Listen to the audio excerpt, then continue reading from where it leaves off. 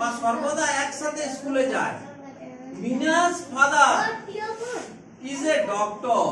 মিনার বাবা হচ্ছে একজন doctor.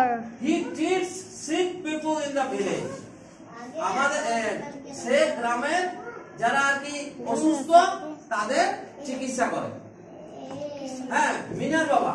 R Meena's father is a farmer. মিনার বাবা হচ্ছে একজন কৃষক।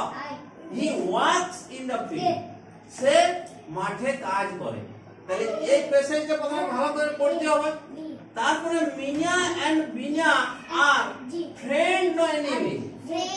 ফ্রেন্ড। তাহলে ওই মোর মাথায় টিক দিতে হবে। Meena's father is a doctor না নার্স? ডক্টরের মাথায় টিক চিহ্ন দিব।